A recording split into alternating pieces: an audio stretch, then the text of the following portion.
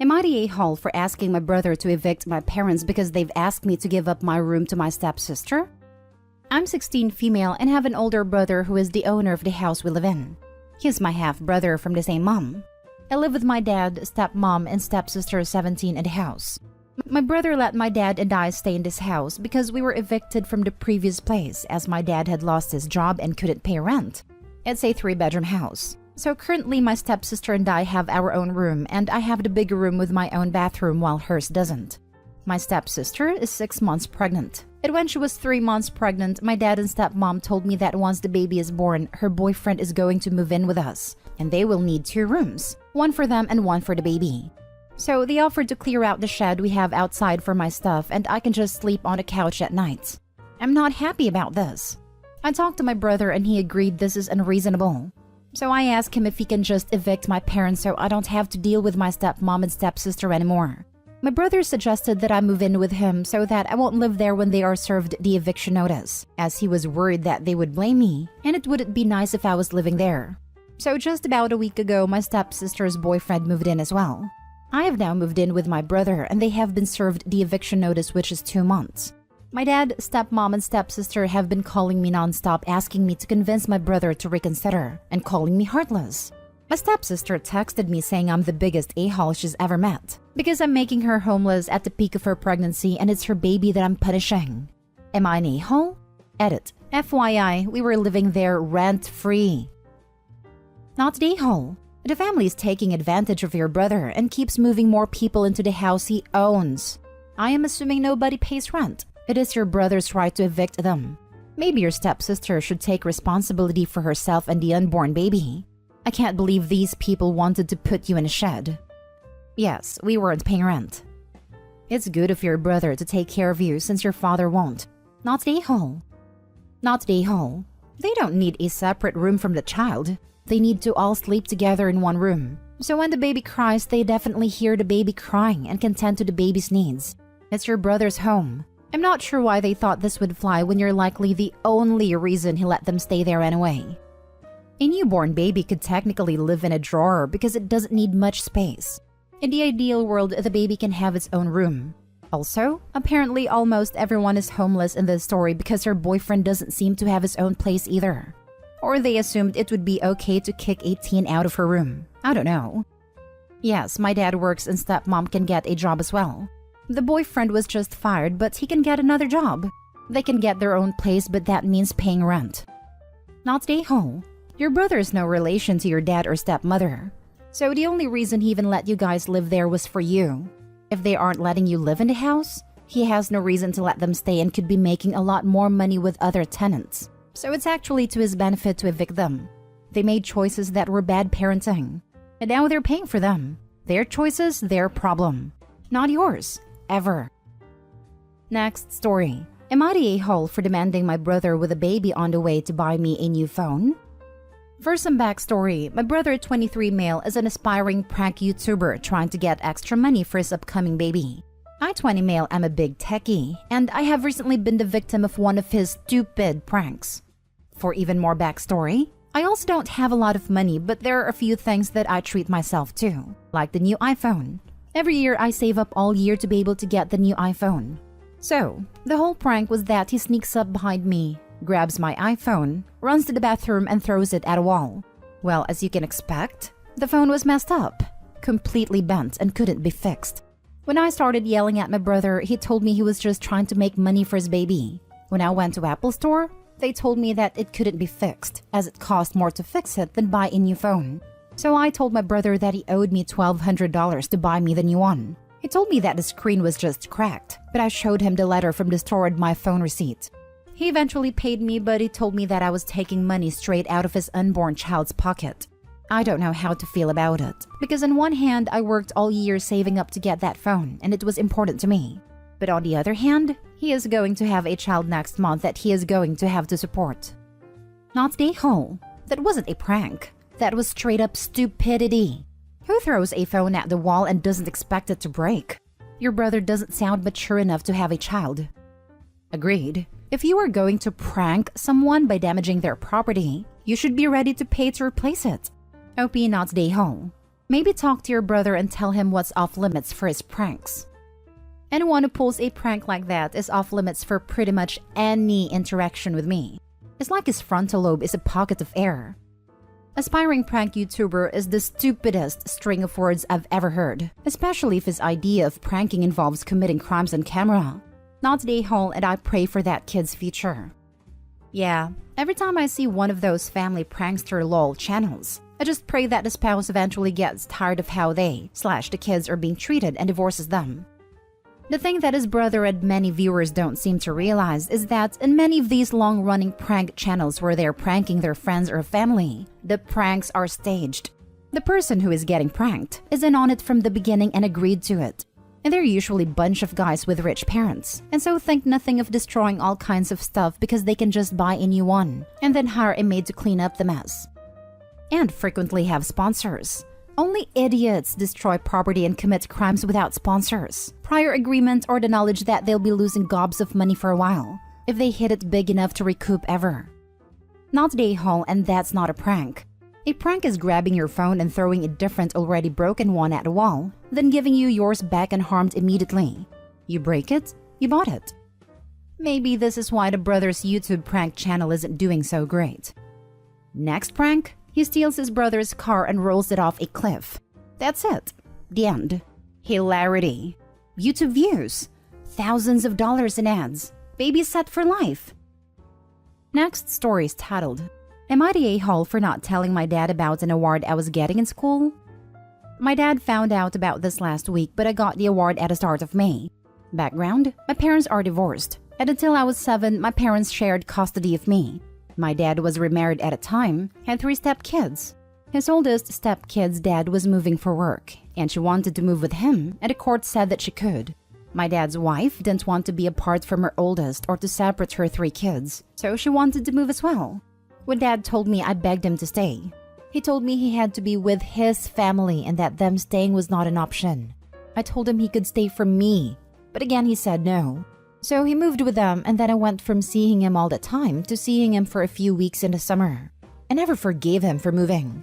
Over the years, they attempted to make it appealing for me to live with them, saying I would have siblings all the time and how great it was there and stuff. But I never wanted to leave my mom, and I was too mad that he picked them over me. I have faded from him over time. I only speak to him during court-mandated times, and I don't see him unless I absolutely have to. He tries, but his choice was made when he moved, and my opinion on that isn't changing. My dad found out via Facebook about the award. My school only put the photos up a week ago, and my dad was really upset. He told me they could have flown out to show support, and it would have been a nice extra visit for us. I asked him what was the point, that his choice was made 9 years ago, that they were more important and my life didn't involve them anymore. He went on about him being my dad and deserving to know and how proud he was, etc. And why couldn't I see? Why was I out to hurt him? I told him I wasn't trying to hurt him, but that I was never going to have that relationship he wants after he left me to be with his family, and that all choices have consequences, which he and my mom taught me, and that he is now living with his, and that his daughter doesn't want a relationship with him anymore. His wife called after and told me I should have told him that regardless of how I feel, he has a right to know. Am I the a-hole? Now for the top comments. Not the a-hole. He made his choice to be with his family. Now he gets to reap the consequences. I just wonder if your anger is hurting your emotional and mental well-being. Your dad needs to acknowledge that he chose his family over you and apologize for this. Opie sounds pretty well adjusted, unless there's other stuff she hasn't mentioned. I was about 16 when I finally gave up trying to convince my father to act like a father. I think the Opie is probably in the same place I was, just so tired of being angry and hurt and switching to indifferent to protect their own heart. So I directed my love and efforts towards the people who did make time for me, like my mom and grandma. I definitely feel for Opie. That regardless of how I feel, he has a right to know. No, he doesn't. I get your dad had to make a hard choice, but he did make his choice. And with that choice, any right he has is completely gone. Not stay home. These are the consequences of his decision. He does know though, and if he wanted to know sooner, he could have stayed in town. Opie, you are not the a-hole. And congratulations. Not the a-hole. He made a choice to leave you. I think the bigger a-hole here is the wife. She wanted to move to be near her daughter but didn't give a damn about him not getting to be near his daughter. Her daughter chose to leave her mom to be with her dad. You didn't choose to leave your father. You got left behind.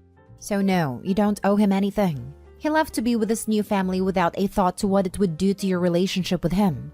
If the wife calls you again, tell her that all of this is a result of her being selfish when her daughter made a decision to leave her. I blame him more because her daughter came first, and that's how it should be. My dad decided it wasn't first, and chose to stay with a woman who did put her own kids first. There's a real big message in that in my opinion, and it's one I have never been able to unsee. Fair enough. My point was around the fact that her daughter chose to leave her. You weren't given any such choice. I agree your father should not have left. I should have pointed out that you're right. Dad's stepdaughter had way more choice than me. She got to choose to be with her dad. I had no choice in mine leaving me since he made a decision. Last story. Am I the a-hole? My sister told me my deceased wife would think I was doing a horrible job raising my kids solo. Some background. I'm a young widower. My wife lost her years-long fight against breast cancer 5 years ago at 42 years of age. My preteen kid and I are trying to keep it together, and in my opinion, we are doing a damn fine job. A conclusion my in-laws wholeheartedly agree with. After COVID started, we went without haircuts for a while trying to social distance with good reason. The last thing we needed was to lose another family member. We discussed haircuts, and my son decided to grow his hair out in order to donate it to a charity that made wigs for kids who were undergoing cancer treatment, which I was 100% behind. He had to do lots of work. There were many arguments about his hair getting rough looking and knotted up, and an equal amount of me working through the knots and tangles. My son is a great kid. He genuinely cares for other people, is kind, considerate, and helpful. He is an excellent student and is due to start in a gifted program at school. He's a natural musician and plays guitar, trumpet, and piano. He's happy and well-adjusted, and we have a very close relationship. Way better than what I had with my own father. I'll make any sacrifice for him. There are times I have to watch myself that I don't come off as bragging about what he has accomplished. Mid-2021, he went out with his buddy to go fishing in the neighborhood and was gone a lot longer than expected. I started to worry. A lot.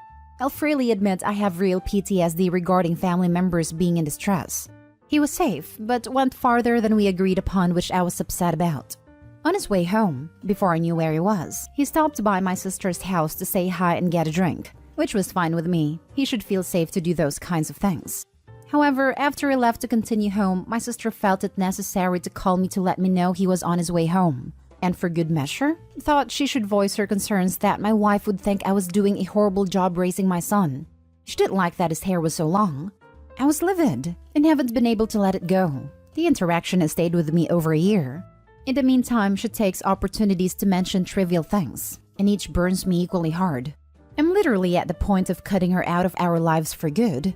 I could do without a constant unfounded criticism, but feel bad because I don't want my son to miss out on family. Am I the a-hole? Not the a-hole. And is your sister doing anything at all to help and support you raising your son? Your sister is a seagull. Someone who makes a lot of noise, craps and everything, and then flies away without having done anything. Great analogy. Reminds me of the jellyfish friend quote from Bridget Jones' diary. She's not your friend. Talking to her is like swimming in a lovely warm sea. Then suddenly something stings you and next thing everything is back to normal except a bit of you really hurts. Not the a-hole. That is such a horribly low blow for something that's not even a big deal. Your son is at the age where he can decide what he wants to do with his hair. As long as it's clean and well kept, the length of it isn't an issue. You say he's a respectful kid with good grades and talent. That is what everyone should be focusing on, not the hair. If this is regular interactions between you and your sister, then it's definitely time to go no contact. She just sounds cruel, and your son doesn't need to be around people like that, even if she's family. Not the a-hole. Your sister reminds me of my uncle, the brother of my dad who died 2 months before I was born.